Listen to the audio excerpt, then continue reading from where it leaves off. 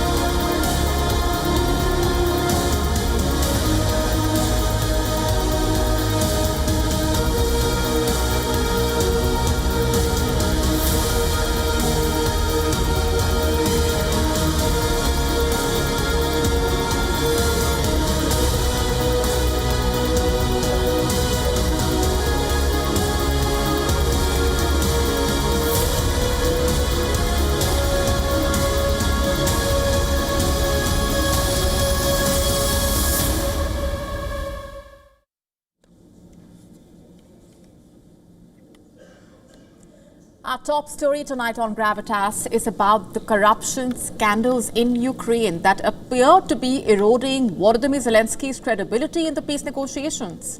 Even as Russia pushes forward on the battlefield, the timing raises serious questions about Kiev's negotiating strength while Moscow continues to gain ground.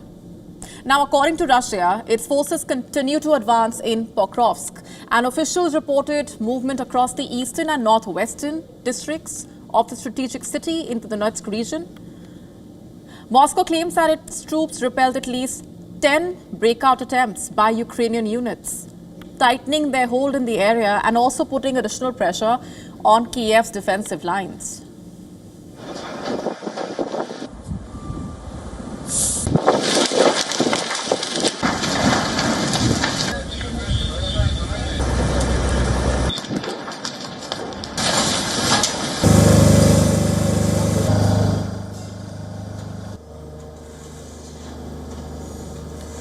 According to Kiev, in fact, a Russian missile attack on Dnipro in central Ukraine has killed at least 4 people and injured over 20 more.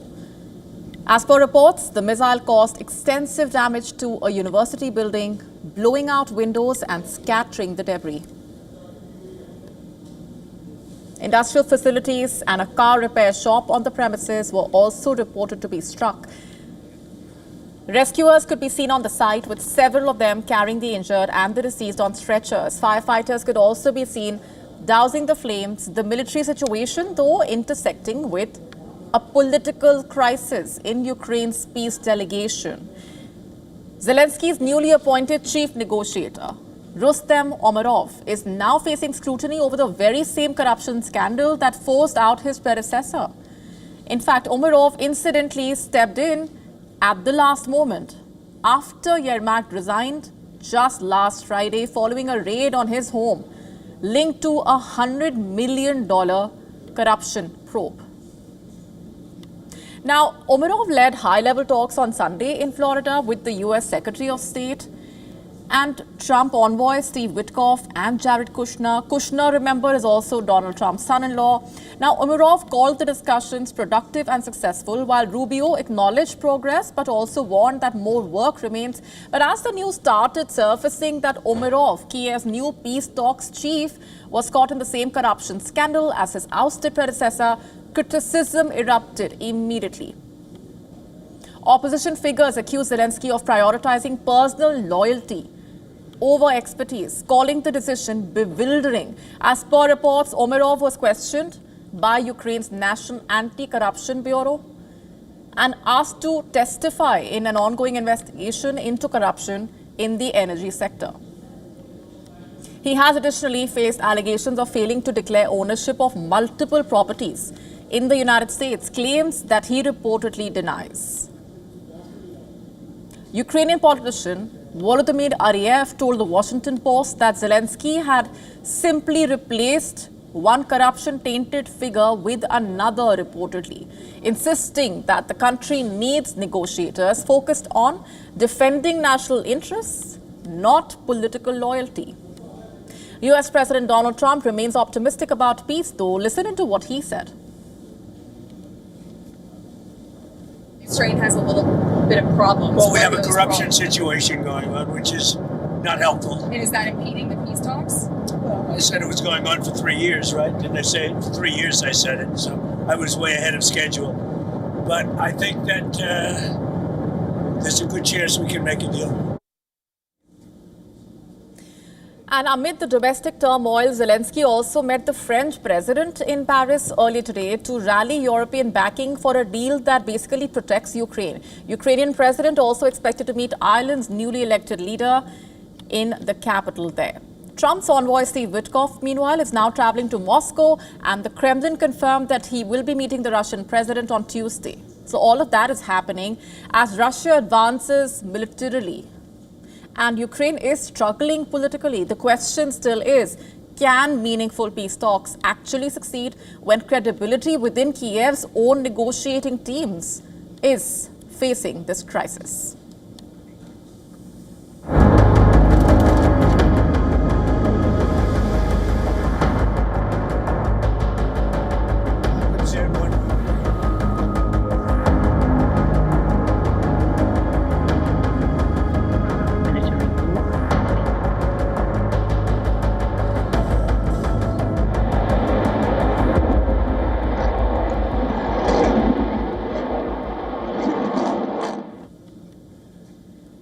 Is the United States rehearsing for airstrikes in Venezuela? Over the weekend and this morning, news outlets and newspapers around the world had this splashed on their first page. It seemed like the Pentagon has gone on a bit of an overdrive in sending out a message to what they call narco-terrorists in Venezuela, against whom, remember, the Trump administration has started a whole war in the past couple of months. In a way, we've been telling you about those actions. For days now, the US military has been busy building up its naval presence in the Caribbean.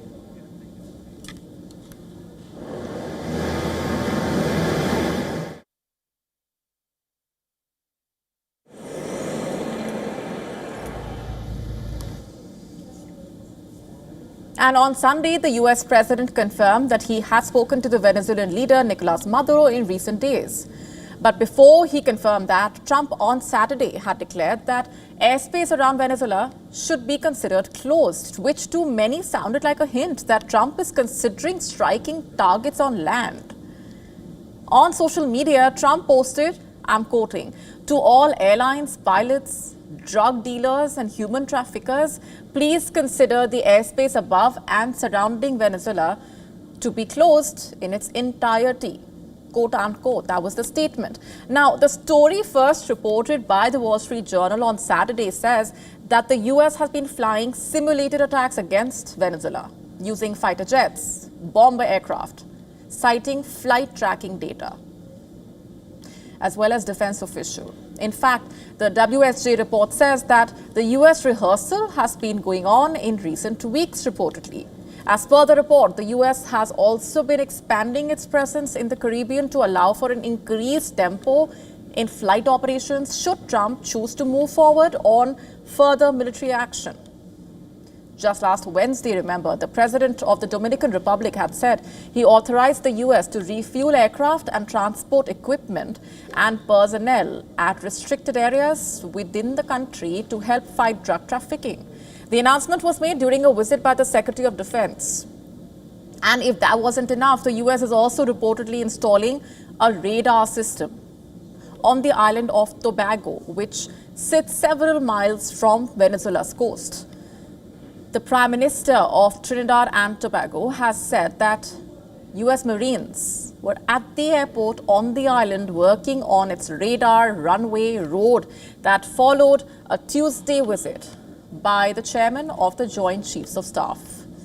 The WSJ report further says that the US has been using airports in Puerto Rico as well as flying missions of the USS Gerald R. Ford aircraft carrier.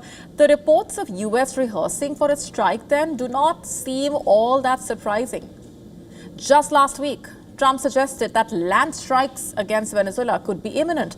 And during Thanksgiving remarks, Trump had said, I'm quoting, "The land is easier. That's going to start very soon. We warned them, stop sending poison into our country," quote unquote. Which then brings us to the question of, can America close another country's airspace? It cannot, but the Federal Aviation Administration can ban US airlines from flying to certain countries or in their airspace. And US carriers have not been flying to Venezuela for some time. The tensions also coming as the US pressures Maduro about his future. Remember, the Trump administration has deemed Maduro an illegitimate leader for alleged vote rigging, drug trafficking, human rights abuses allegedly, and says that he must leave office. In the call last week itself, Trump and Maduro reportedly discussed Venezuela's demands for a general amnesty for Maduro. His senior aides and their families, many of whom face US financial sanctions and criminal indictments. But Trump reportedly told Maduro that if he did not leave willingly, the US would consider other options, including the use of force. Remember, America has deployed a tremendous amount of combat power to the Caribbean, including its most advanced aircraft carrier, several Navy destroyers, F-35B fighter jets, among other weaponry. Since September, the US has also carried out more than 20 controversial strikes against boats that it says were carrying drugs, which have so far killed more than 80 people.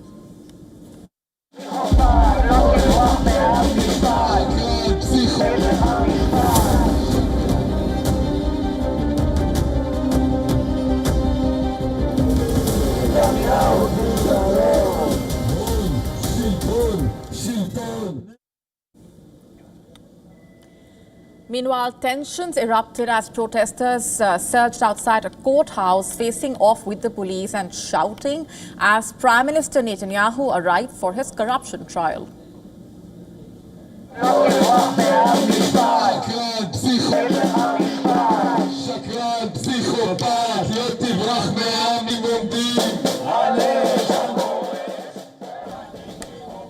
The outrage boiled over just one day after Netanyahu sent a stunning request to the president.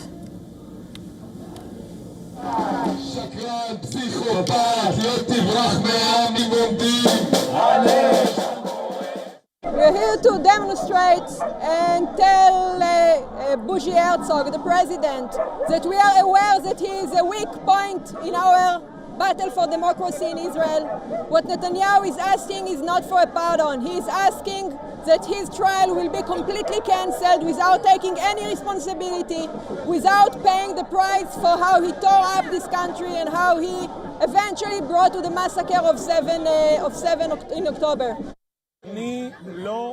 I'm not for a pardon for the Prime Minister because I say this person is supposed to be found innocent, because the cases are dropping one after the other. But since he already asked for a pardon, and that is for the good of the people, let's go for it, because this thing is really for the good of the people. Last month, US President Donald Trump urged Herzog to fully pardon Netanyahu. At the time, Herzog made it clear that anyone seeking a pardon had to submit a formal request. Netanyahu has been on trial for 5 years on charges of bribery, fraud, breach of trust allegedly. Prosecutors say he accepted luxury gifts from businessmen, offered favors in exchange for positive media coverage, and pushed regulatory decisions to benefit a telecom executive allegedly. Netanyahu denies all wrongdoing and calls the cases a political witch hunt.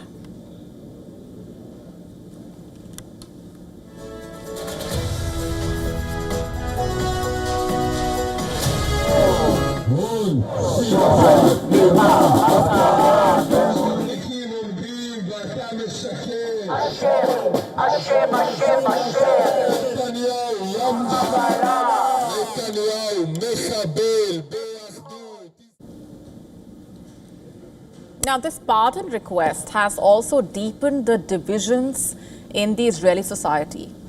His supporters in the party see it as justified, but many others, particularly on the left, argue that granting a pardon would basically undermine Israel's commitment to the rule of law.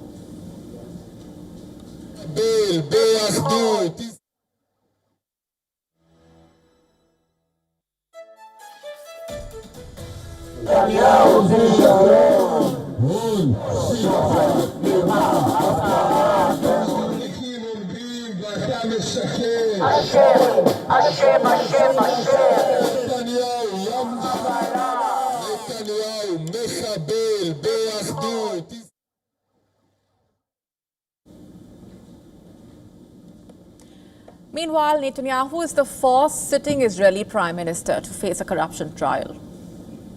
An ex-premier, Ehud Olmert, was questioned in a corruption case but resigned in 2009 before being tried and sentenced to 27 months in prison for fraud.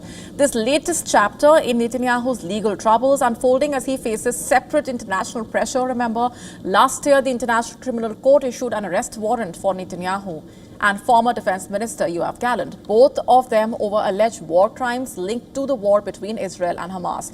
Netanyahu has always rejected this and maintains the ICC's move as anti-Semitic, quote-unquote. Meanwhile, Israel's national security minister is facing new scrutiny after personally promoting the commander of a controversial undercover border police unit. This comes just days after his officers were filmed shooting two Palestinians who appeared to have surrendered, allegedly. Ben-Gvir traveled to the unit's base to inform the commander that he would be elevated to the rank of deputy superintendent. The announcement came as 3 officers from the same unit were being questioned at an IDF facility. Investigators presented the officers with video footage showing the 2 Palestinians exiting a house with their hands in the air after they were pinned to the ground. One officer is seen shooting at them at close range, reportedly. The officers say they felt their lives were in danger, claiming the men made suspicious movements. And in the hours after the shooting, Ben-Gvir publicly defended the team, writing that he provides full backing to the fighters and declaring that terrorists must die, quote unquote.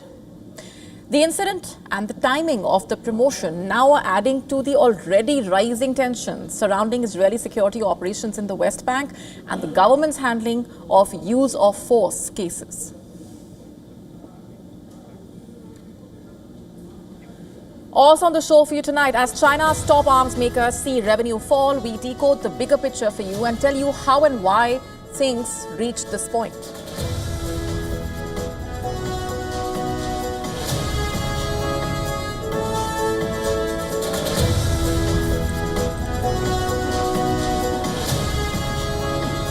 Getting you a complete roundup of the situation in Asia as different parts battle storms, floods and landslides. All this and more coming up.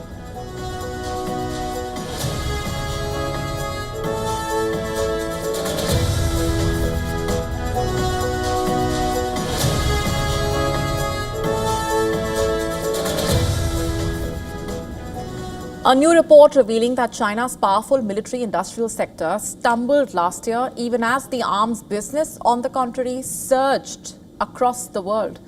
Corruption purges inside Beijing's defense structure reportedly disrupted procurement and delayed major weapons contracts, in the process creating uncertainty around China's military modernization.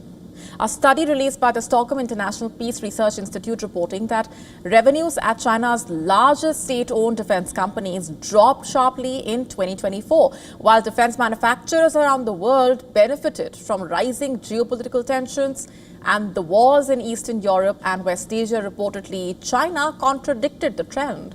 According to SIPRI, allegations of corruption inside the procurement process forced Beijing to postpone and cancel several major arms agreements, reportedly. Analysts saying that these disruptions basically raise questions about when China will deliver new military capabilities, and China's People's Liberation Army has been the focus of Xi Jinping's sweeping anti-corruption campaign since 2012, remember. And that campaign hit the top levels of the military last year when the elite rocket force came under investigation. In October, at least 9 senior generals, including the nation's second highest ranking officer, were expelled from the Communist Party on graft charges. The generals were accused of seriously violating party discipline. At the start of this year, Xi Jinping had described corruption as the biggest threat to the party. Diplomats across Asia and the West are reportedly assessing the impact of the crackdown on China's military rise, as well as how far down the command chain the investigation extends. CIPRI's data alone telling a wider story. Revenues of China's top defense firms fell 10% last year. By contrast, Japan's military revenue jumped 40%, Germany's by 36%, and the United States posted a 3.8% rise. Worldwide, the 100 biggest weapons producers reached a record $679 billion in revenue. In fact, China's downturn made the Asia-Oceania region the only one to show an overall decline. The slump coming despite 3 decades of expanding Chinese defense budgets. Beijing, remember, has invested heavily in building the world's largest navy and coast guard fleets, hypersonic missiles, nuclear weapons, advanced drones reportedly, yet procurement slowdowns reportedly threaten delivery timelines. The revenue hit reportedly affected all of China's major heavyweight defense firms. CIPRI researchers saying leadership changes triggered by corruption allegations led to government reviews, project delays, and slower delivery of weapon systems. Experts warn that the timeline for the PLA's rocket force responsible for ballistic, hypersonic, cruise missiles could slip further, adding risk to China's target of reaching full combat readiness by the PLA's centenary in 2027. However, defense analysts also believe Beijing will not scale back military investments in the long term. They expect sustained funding for modernization, but with tighter oversight, higher costs, and delayed programs.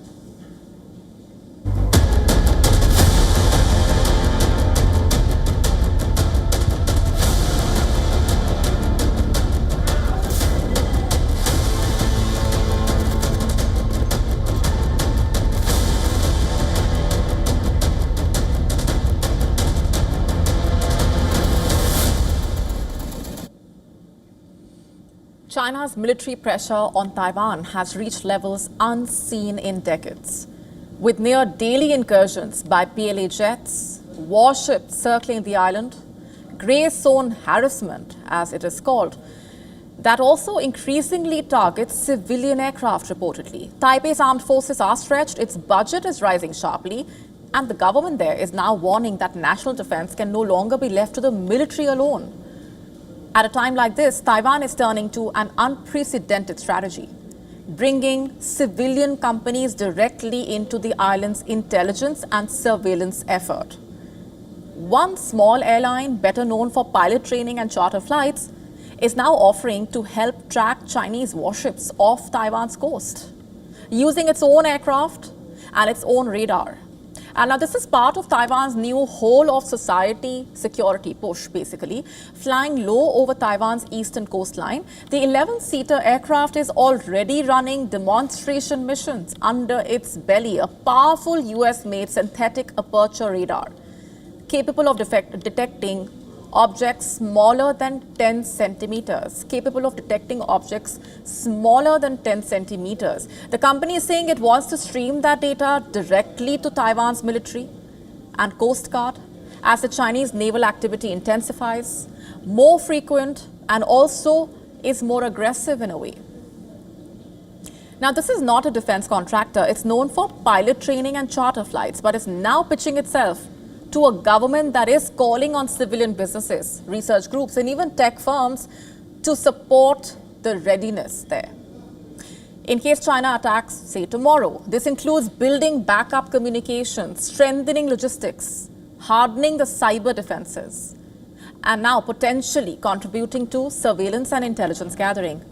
This civil-military partnership is common in countries like the United States, but for a small part of the world there, whose forces are stretched by daily Chinese incursions. This is new territory. The Taiwanese government is already preparing to raise the defense spending to 5% of the GDP by 2030 and has announced a new $40 billion supplementary budget. That includes major US arms purchases. These are significant developments. Now, this airline also hopes its surveillance service will become part of this build-up. It says the urgency is clear. Taiwan's defense ministry, in fact, has responded cautiously. It says it has no current plans to cooperate, but that it does welcome discussions on public-private collaboration. And experts are warning that there are legal and also safety questions here. Taiwan currently has no clear legal framework for civilian aircraft conducting reconnaissance.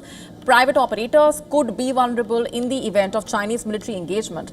In fact, early this year, one of the medical charter flights near Kinmen, just off China's coast, was approached multiple times by Chinese aircraft over 3 days. The government condemned the incident reportedly as part of China's grey zone harassment.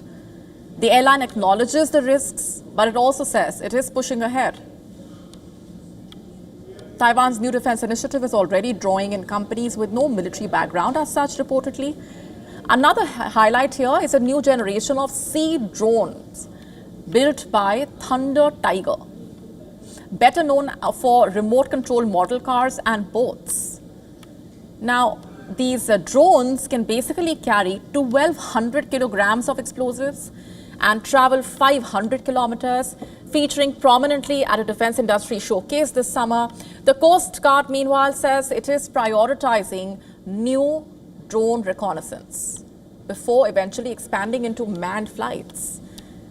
Still, senior Taiwanese security officials are saying that these joint civilian-military initiatives are no longer optional. As China intensifies its military activity around the island, Taiwan is now signaling that defense is no longer the responsibility of just the armed forces, but of the entire society.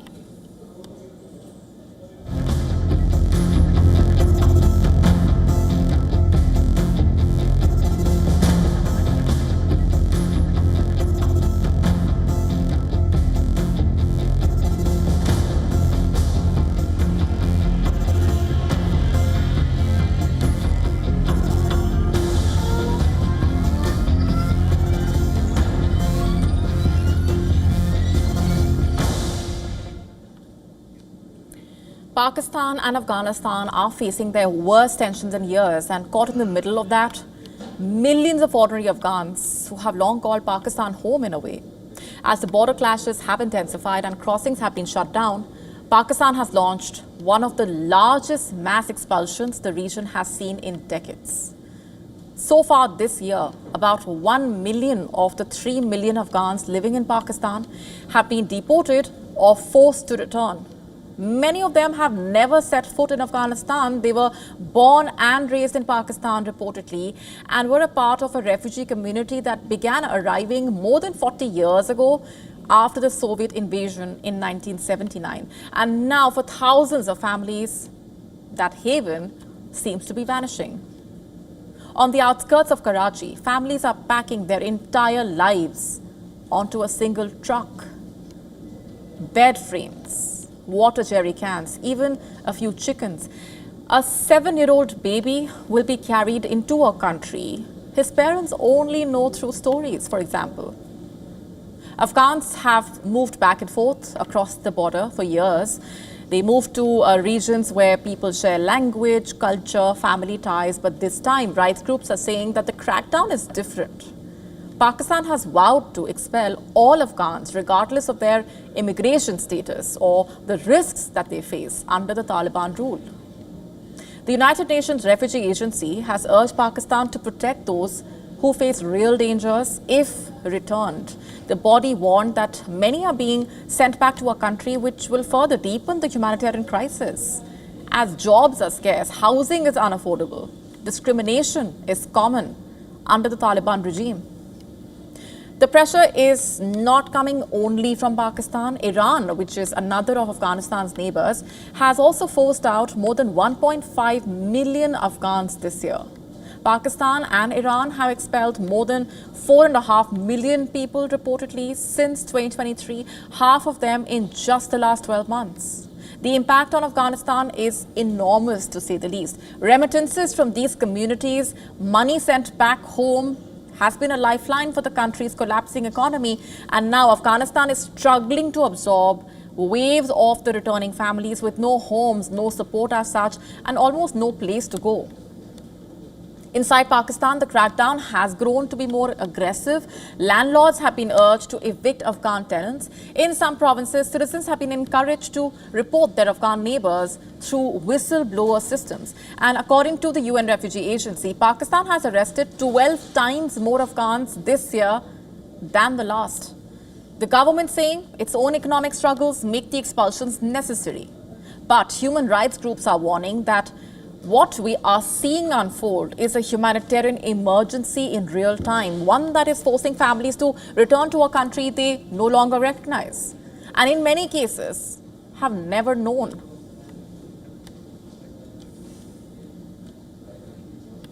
Indian markets are scaling fresh record highs. GDP growth continues to surprise on the upside, but the rupee is telling a very different story in a way. On Monday, Indian benchmark surged to new all-time highs. Before those gains were met on weak global cues, the Sensex reached a record intraday peak of 86,159, while the Nifty climbed to a lifetime high of about 26,326. That surge in stocks early on Monday was largely driven by domestic investors. However, the rupee continues to falter, trading near its record lows. The currency has fallen to repeated new all-time lows, despite the latest data showing the economy expanding at a faster than expected pace of 8.2%. In fact, weak trade flows, the absence of a US-India trade deal, and over $16 billion of foreign investor outflows have kept the rupee under pressure. India's trade deficit is at a record high, and reliance on imported crude, continues to push up the dollar demand. Sanctions on Russian oil giants have also indirectly weighed on the Indian currency. A deep dive into the over 3-decade journey of the rupee gives us a compelling narrative. By 1991, due to a severe balance of payments crisis, India undertook economic liberalization. That included a significant devaluation of the rupee to about 17.9 rupees per dollar. The correction back then reflected economic reforms like tariff reductions and encouragement of foreign investment. And over the 1990s and 2000s, the rupee depreciated gradually from 22 to 25 rupee levels in the early 1990s to about 44 to 47 rupees by 2000 and 45 to 46 rupees by 2010. And since then, the currency has fallen more significantly to about 90 per dollar last month. As a result, the IMF has now tempered expectations around India's dollar GDP. The fund downgraded India's national accounts data quality to a C from B grade, citing methodology issues and data gaps. IMF expecting India to cross $4 trillion in 2026 and reach just under $5 trillion by 2028, almost $200 billion lower than earlier projections. And here's the key risk here. Every round of rupee depreciation basically makes India's dollar GDP appear smaller, even if the domestic economy is growing strongly in rupee terms. Economists are saying a calibrated depreciation is now inevitable, with the IMF projecting the rupee around 87 in 2026 and 87.7 in 2027. The fund does not see a crisis, but also warns of periodic pressure from global uncertainty, tight financial conditions, and trade shocks. India's long journey from 17 rupees a dollar in 1990 to nearly 90 today reflects higher inflation than the US, persistent trade deficits, and the heavy oil import bill.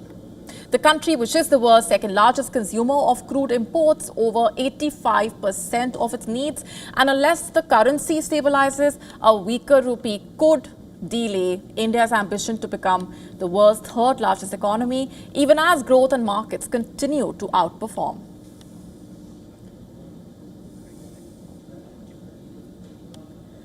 A dangerous idea moving through Europe, a strategy once unthinkable, is now being whispered in secure rooms. NATO commanders are now openly debating preemptive action before the next crisis strikes. Our next story taking a closer look at this dangerously escalating situation.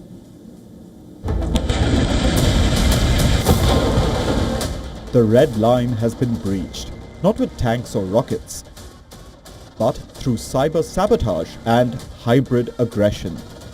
For years, the West blamed Moscow for network paralysis, critical infrastructure failures, election interference. Russia has always denied any role in such acts. This wasn't war as defined by the history books, but it was war nonetheless. The retaliation was always constrained. But now, in the highly secure situation rooms of Brussels, the calculus has irrevocably shifted.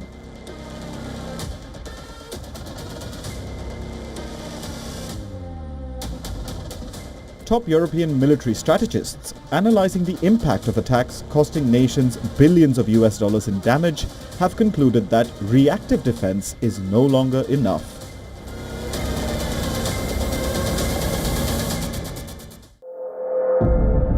Admiral Giuseppe Cabo Dragone, chair of the NATO Military Committee, told the Financial Times that the Western military alliance is looking at stepping up its response to hybrid warfare from Moscow, which won't be reactive but proactive and aggressive. This means NATO would not wait for the next major cyber attack to land. Instead, if intelligence confirms an imminent threat, the alliance reserves the right to attack in the cyber realm before the attack is launched. The stakes are unimaginable. For the first time since the Cold War, the Western military alliance is officially discussing moving first. This is a direct challenge to the established tenets of deterrence, risking immediate, uncontrolled escalation. This comes at a time when NATO's European allies are feeling the heat after America is reducing its troop presence in the region. NATO's European partners are holding major drills. The aim of these new NATO drills is to practice rapidly moving troops to Romania and Bulgaria in the event of an attack. Some 2,400 French troops took part alongside contingents from allied nations, including Poland, Spain, Portugal and North Macedonia. Amid the rising tensions, Russia is keeping a close watch. Russia's ambassador to Belgium said that NATO, by intimidating its population with the Kremlin's non-existent plans to attack the alliance countries, has begun preparing for a major war with Russia. Bureau Report, WION. World is One.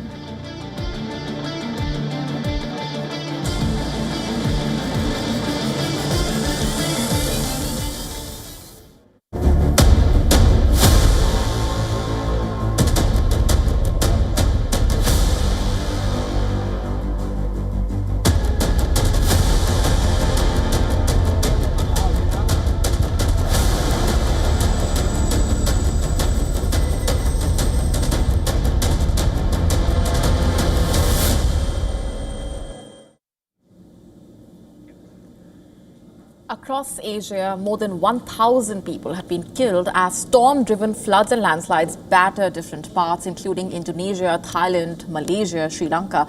Millions are stranded or displaced. Search and rescue teams saying conditions are treacherous, with hundreds still missing. Common factor among these disasters being climate change.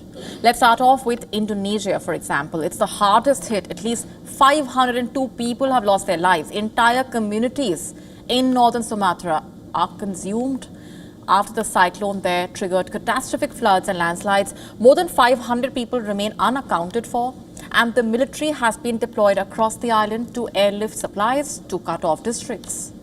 Helicopter footage showing what used to be villages now completely submerged under brown churning water.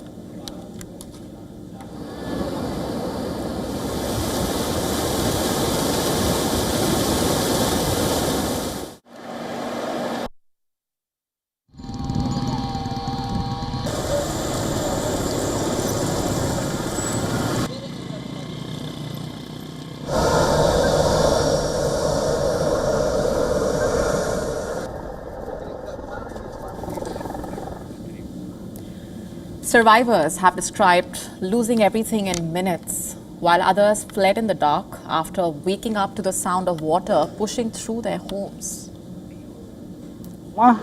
Inside my house, we can't stand normally. We have to sit, and we can reach onto the roof. It's all covered in mud, because if we want to throw the mud away, we don't know where to throw it. We can't throw it away. We can't go in and sleep anymore. We can't.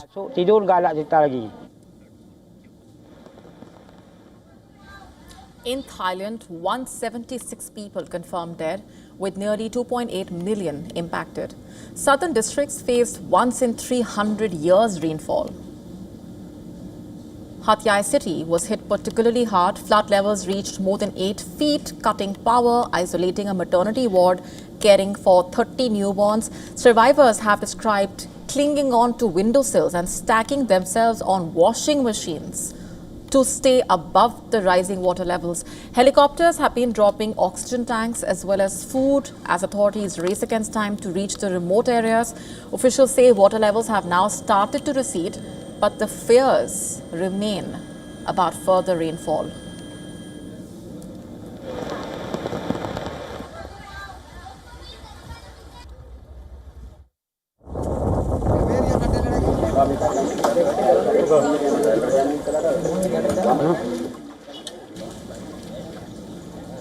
Meanwhile, in Sri Lanka, a separate storm has left 355 people dead, almost 1.1 million impacted.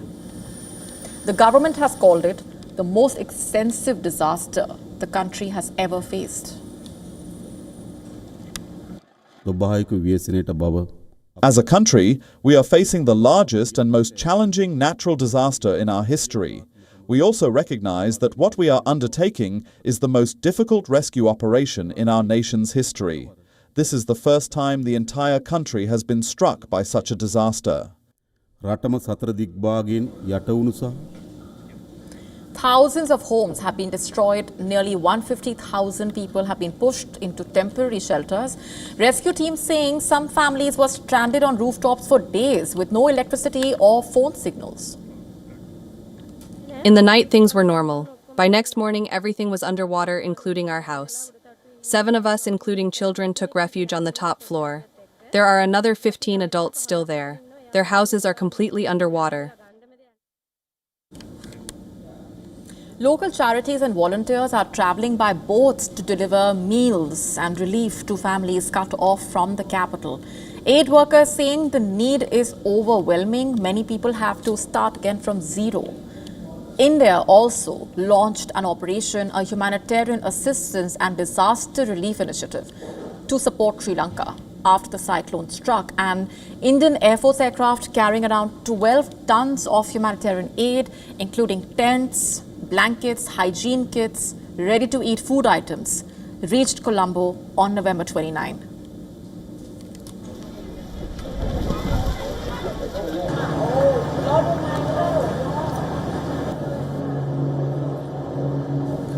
In Malaysia, 2 deaths have been reported so far. More than 34,000 people were evacuated as the tropical storm there made landfall. Some families describe being trapped in open fields with rising water on all sides before help finally arrived. Now, meteorologists are saying the disasters appear connected to 2 active systems, Typhoon Koto in the Philippines and Cyclone Senyar in the Malacca Strait.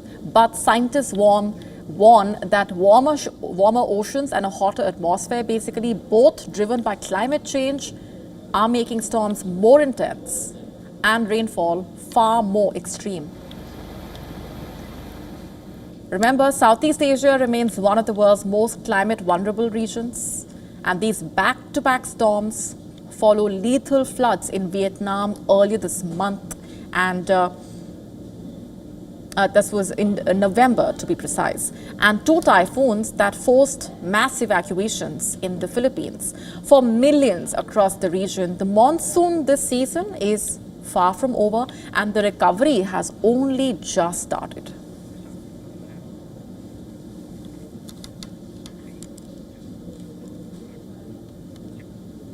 Global instability is proving extraordinarily profitable for the world's arms industry.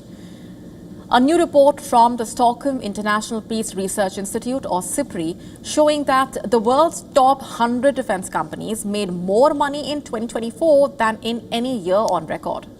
Their combined revenue from weapons and military services reached $679 billion. That is a nearly 6% rise from the year before, even after adjusting for inflation.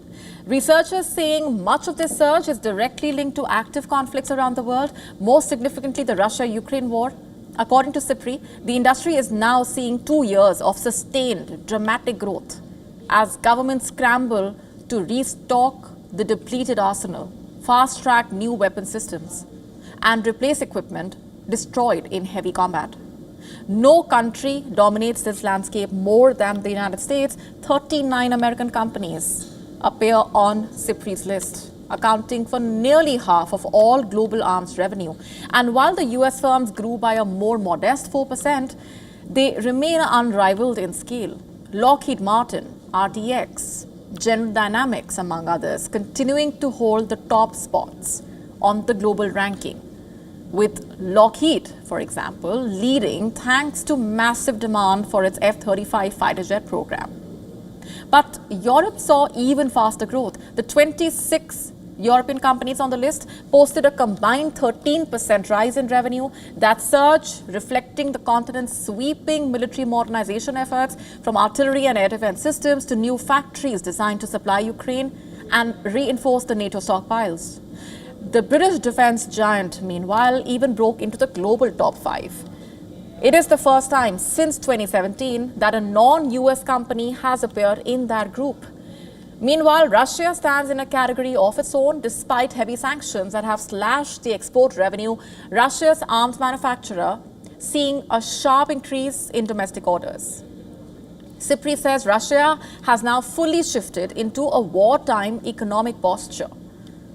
Production of 152mm artillery shells, which is one of the most critical munitions in the war, soared by more than 400% since 2022. 400%.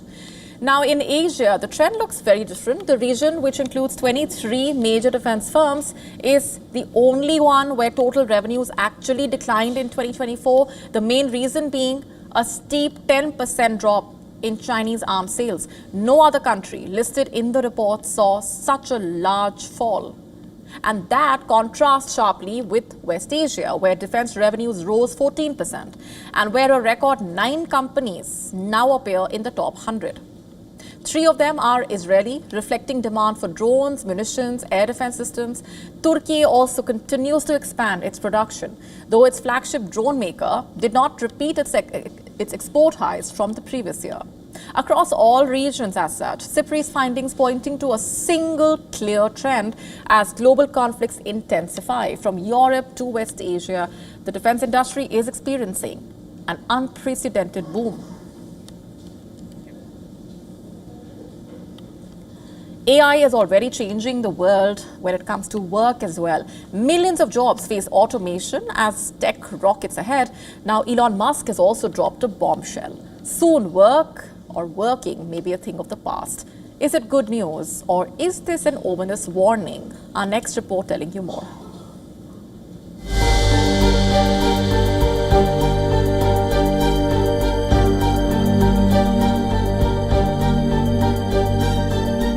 Machines are learning faster than humans can adapt. Robots now pack warehouses, answer calls, design ads, even write code. Jobs are shifting at record speed. Global firms are replacing repetitive roles with AI systems that cost a fraction of a human salary. In manufacturing, automated lines are already boosting output by up to 30%. In finance and logistics, AI is cutting workload by more than half. The world's economy is bending quietly beneath a new kind of labor. And into this wave steps Musk, with one of his boldest predictions yet. The world's richest man, who dreams of putting humans on Mars and owns X and Tesla, says that within 20 years, maybe even sooner, working will be optional, like a hobby. Not because jobs vanish completely, but because AI and advanced robotics will take over almost everything that requires speed, precision, or repetition. Musk explains that AI will perform nearly all productive tasks, producing goods, services, and digital output at near zero marginal cost. Human labor, he says, will shift from economic survival to personal choice. People who work will do so because they want to for creativity, pride, or passion, not because the economy depends on them. But is this utopia close at hand? Some experts urge caution. So far, AI's impact in the wider labor market is patchy, with most industries using humans and AI together. Still, Musk's vision has sparked global debate and unease. If jobs become hobbies, what happens to wages, purpose, and society itself? For now, the verdict is out. But with each passing year, the machines get smarter. And for millions, the question is no longer when AI comes for your job, but what the world looks like when it does.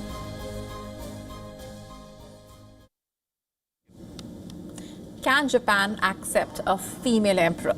That question surfacing in Japan as Princess Aiko turned 24 on Monday. The Japanese princess and her soaring popularity is intensifying calls to basically overhaul the country's centuries-old male-only imperial succession rule.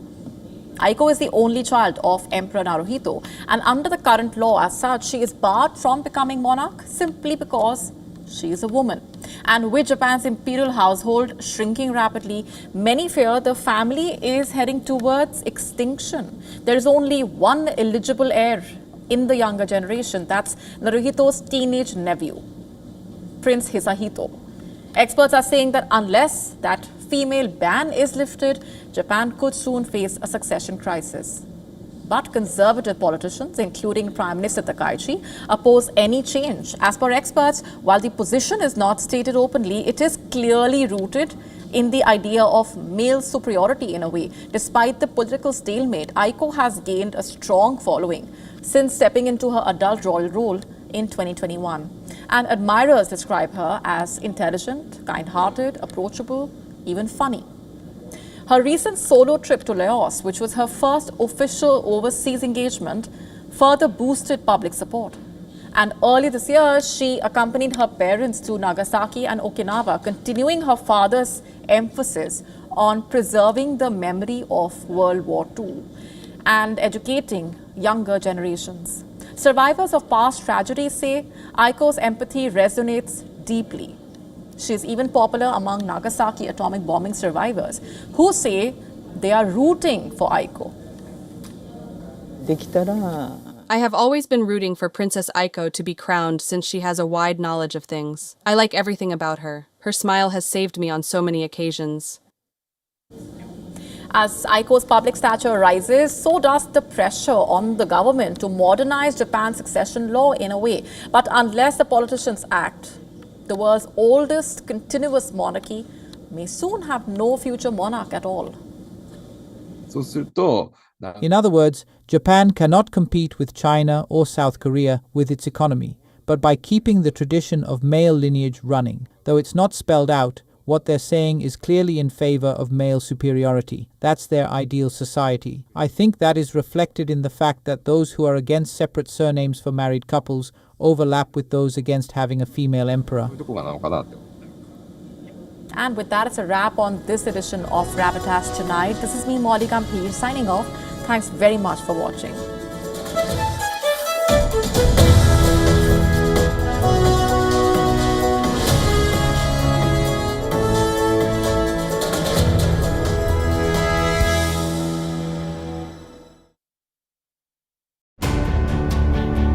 Sustainability is the demand of the hour. We live in a finite world.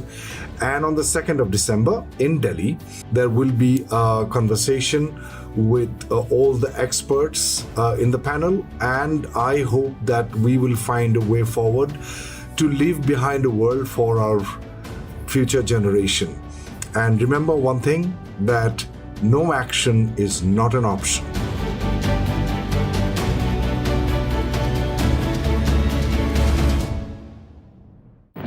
Rashtriya Swayamsevak Sangh. To some, it's an extreme ideology.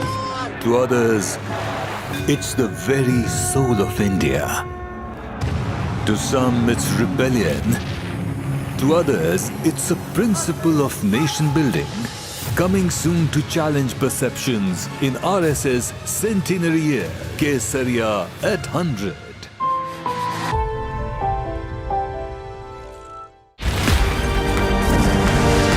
Sustainability is no longer a choice, it's a responsibility. Our needs are endless, but our planet's resources are not. Every decision we make today shapes the world we leave behind tomorrow.